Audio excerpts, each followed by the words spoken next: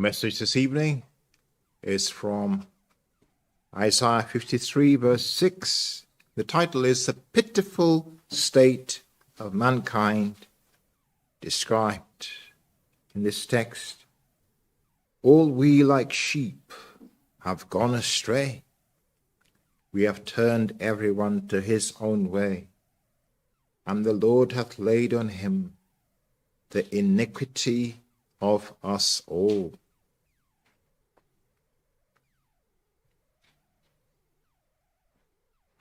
The text describes someone. All we. It's a description, but it also speaks of what we've done and what God has done and why he's done it. And we quickly go into it, considering 5 aspects of this text. The first one is mankind is universally deceived. Secondly, mankind is universally lost. Thirdly, mankind has cast themselves away from God. And then, fourthly, mankind is universally sinful, and mankind willfully loathes God, or is willfully God-loathing. So then mankind is universally deceived. It says all, everyone, every single person, from the beginning to the end, all we, the whole of mankind, no one is left out. And it says and describes mankind as being like sheep. Sheep.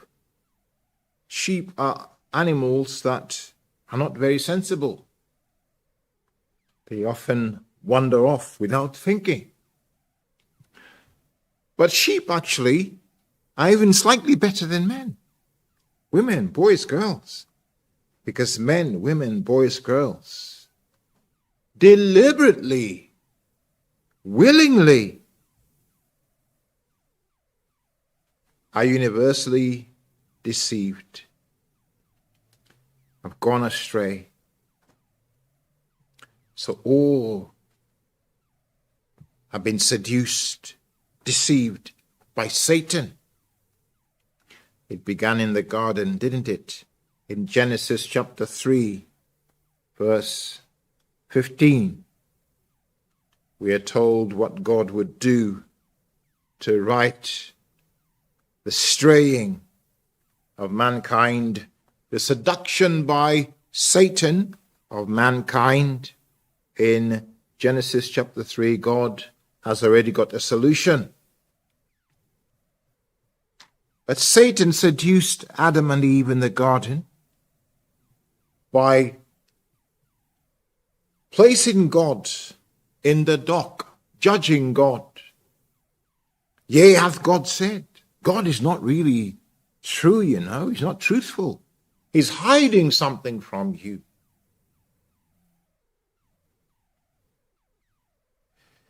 He seduces them. And he also lies to them.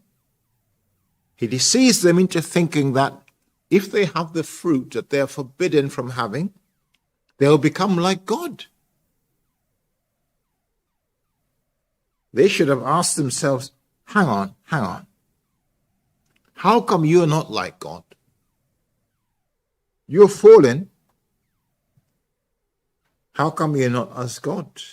And also, of what interest would it be for you, for us to be God? If we became like God, you would be in greater trouble. They didn't ask those kinds of questions. like sheep, deceived. Sheep will go looking for grass, even when they've got grass where they are. Oh, that little bit of grass out there. A little more out and out and out. Deceived by the grass in the distance. The grass in the distance looks sweeter than the grass which is nearby.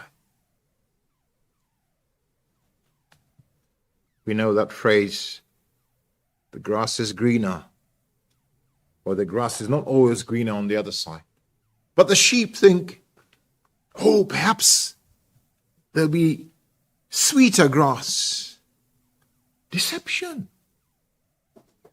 And so Adam and Eve are seduced into thinking the grass is greener on the other side. What we have is a raw deal. God hasn't given us good grass. There must be something Satan knows. Deception. He lies to them, you won't die. And they're seduced into sinning, gone astray like sheep, deceived.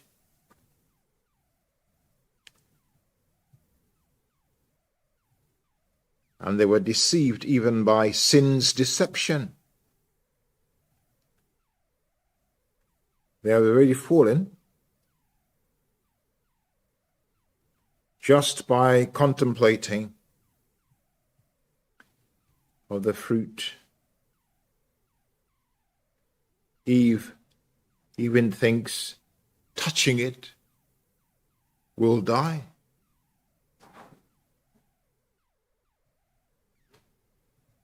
And before she takes of the fruit, she had already sinned, deceived by sin.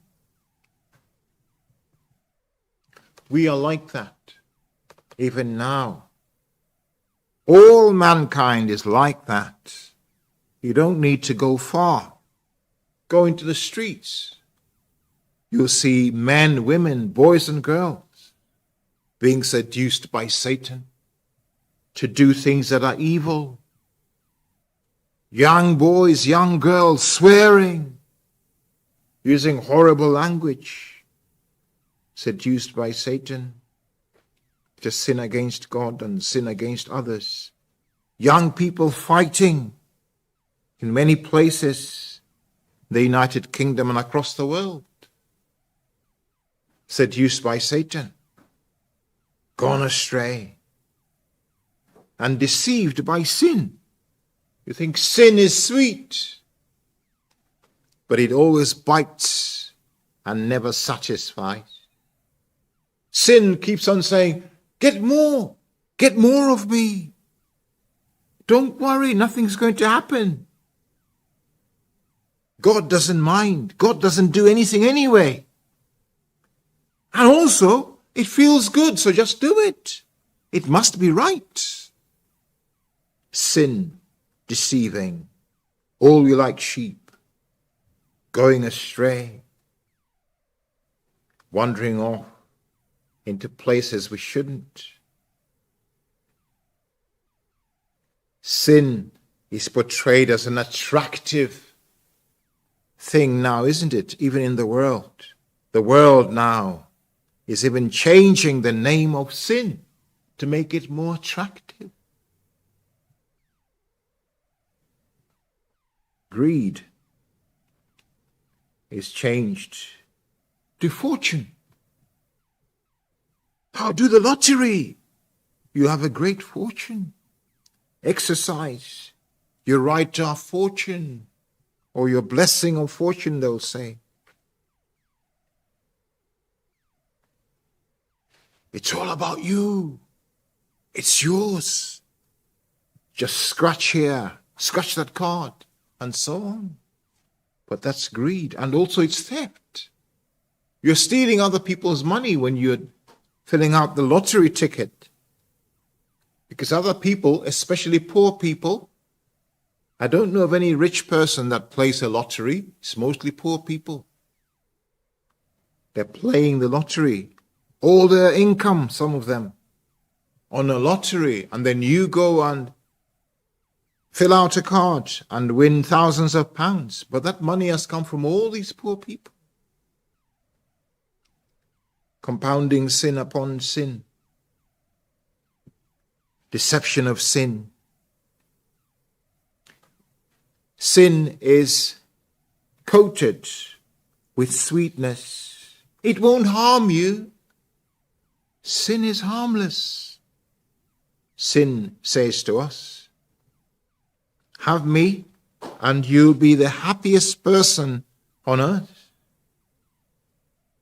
That's why there are problems and troubles in society. Nations thinking, if only we could acquire that land from another country and fight them and subjugate them, we'll be happy as a nation. People in jobs, if only I could get someone else's job. I want the top job. I'll do everything to get that top job. So I'll begin to say things about the top person and do things to bring them down so that I can have it. Seduced by sin's deception, deceived by it. But also there's an enticement to the world's thinking and the world's attitudes.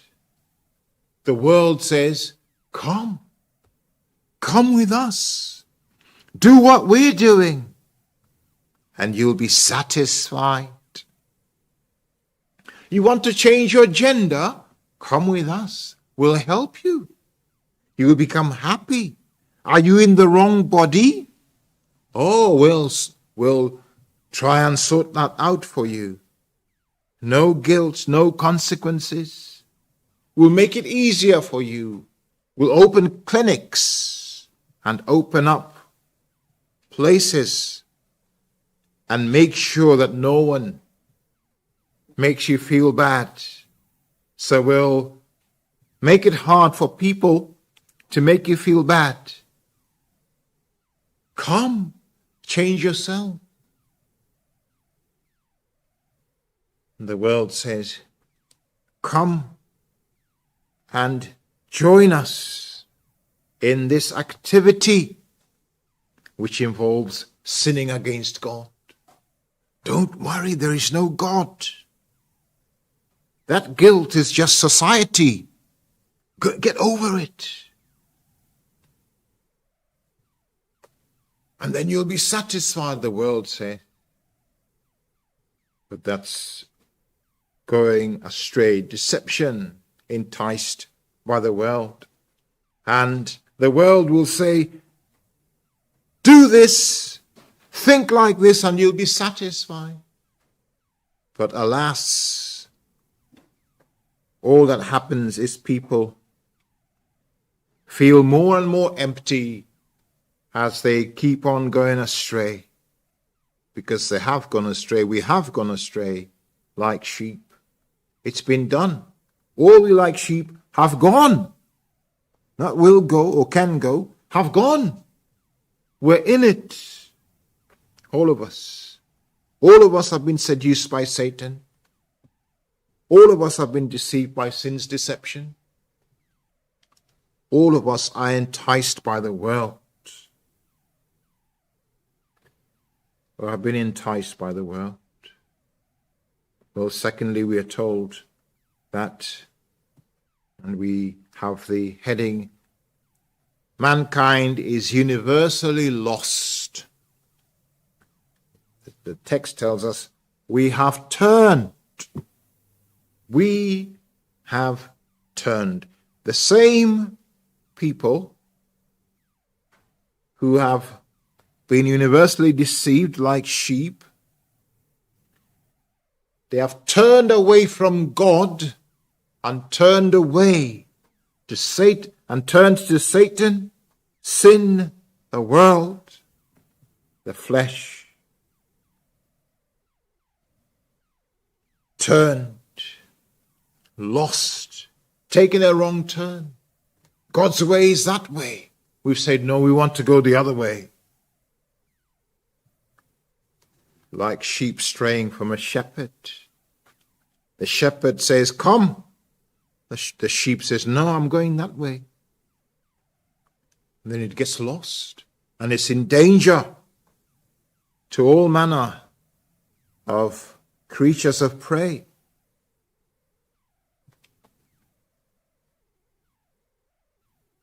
We are like that. We stubbornly persist in our own way.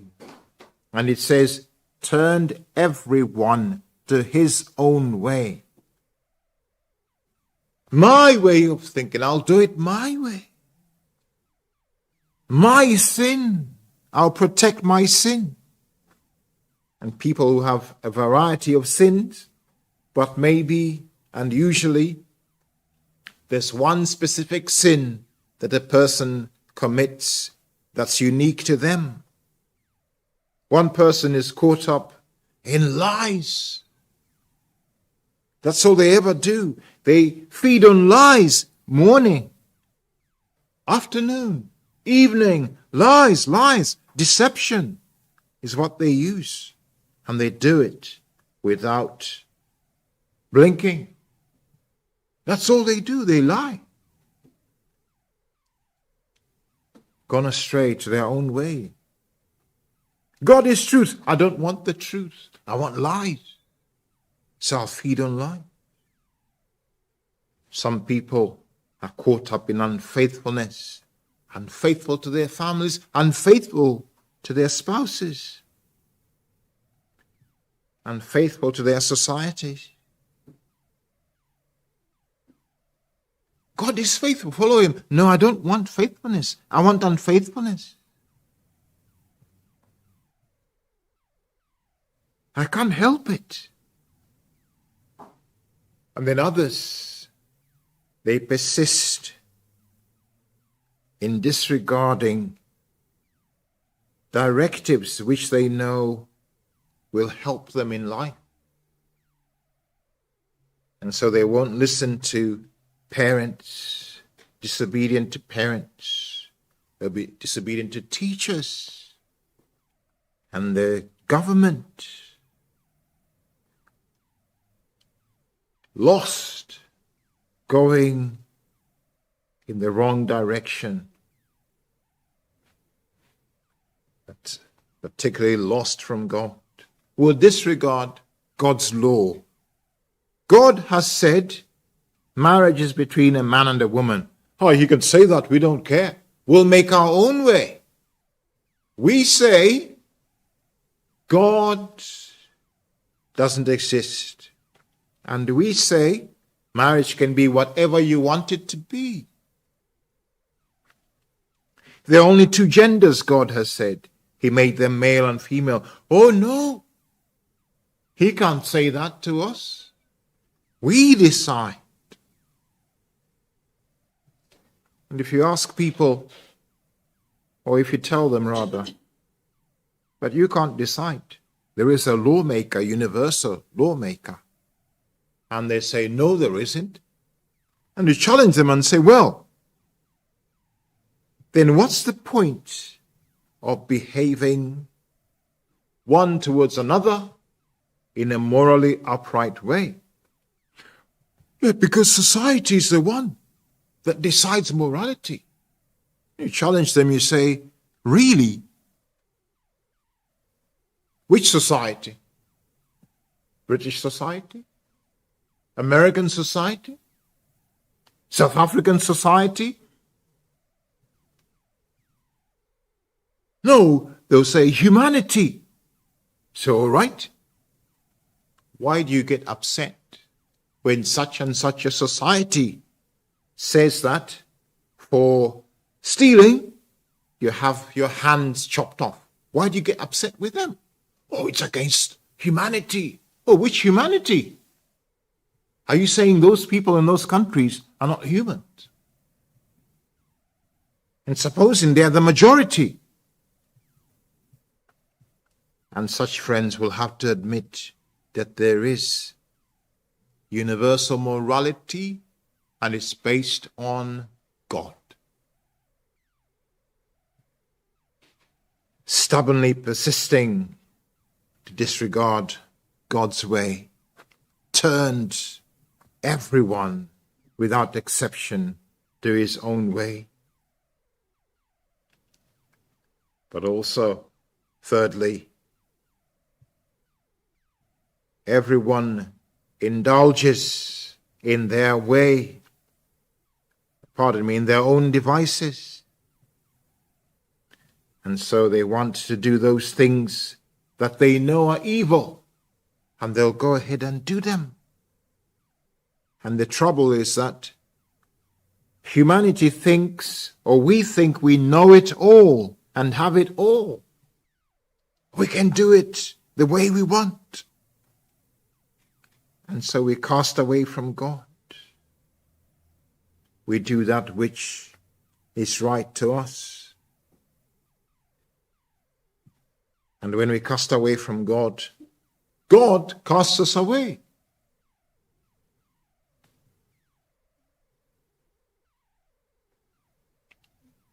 And the text tells us that we are universally sinful. Fourthly, at the end of that, the iniquity of us all. All of us have sinned, for all have sinned and fallen short of the glory of God. Everyone has sinned, whether man or woman, boy or girl. All have sinned.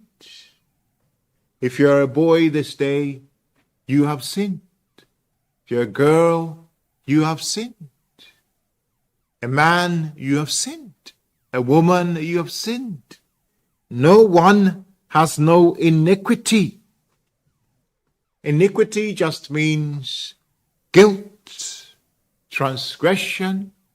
It means that you are filthy before God, that God declares you a sinner, and you do those things that are disagreeable to God, displeasing to God. Iniquity of us all of us without exception, universally twisted. The Bible calls that total depravity, or rather, that is total depravity. And it deserves punishment. Guilty of great sin. And so, we cannot please God at all. Universally, in general, but even within ourselves. So the population universally, the whole world, all of mankind, sinful. But also within ourselves as individuals, we're corrupted through and through. It's natural, we're born with corruption. When you are born into the world, you are corrupted already, full of sin. You can put, and some people have even thought of that, if we take young children to a city where there are no bad examples, then that city will be a good city. Well, that's a lie. The children are already carrying within their hearts sin. Every child carries within their hearts sin. It's there. Sinning against God. Sinning against themselves. Sinning against others. It will come out.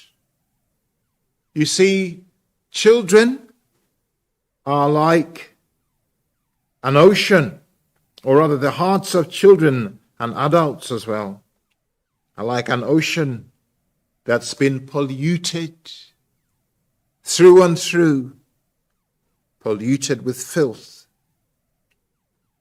And whatever tap is connected to that ocean, filth, filth, filth.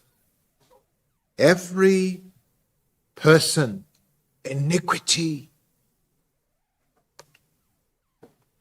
Dear friends, the text tells us, and the Lord hath laid on him the iniquity of us all. That means our sin. That universal sin, if we'll trust in him, has been laid on Christ. Will the world accept that? Will men and women accept that? Will boys and girls accept that? Oh no, they won't. So fifthly, mankind, men, women, boys and girls, willfully loathe God and his ways. There's a rejection of God's mercy on him, and the Lord hath laid on him the iniquity of us all. But the text tells us in verse 3 of Isaiah 53, he is despised and rejected of men, a man of sorrows and acquainted with grief, and we hid as it were our faces from him. He was despised, and we esteemed him not. See, when was this happening? When is Christ despised and rejected of men? Especially, most especially, throughout his life is despised and rejected and not esteemed, but particularly on the cross. The Lord had laid on him our iniquity, but we loathed God's mercy. God afflicts his only begotten Son, and we say, away with him. We have nothing to do with him.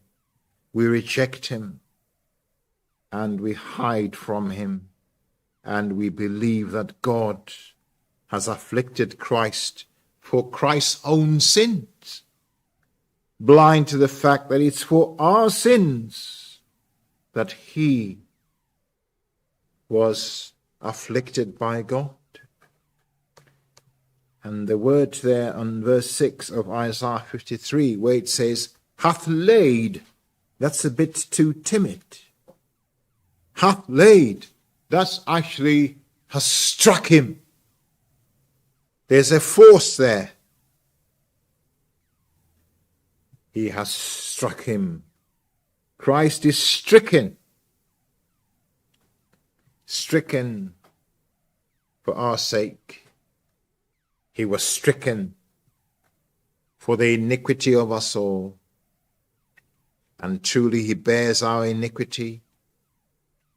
And God the Father judges the Son, but we reject that mercy of God.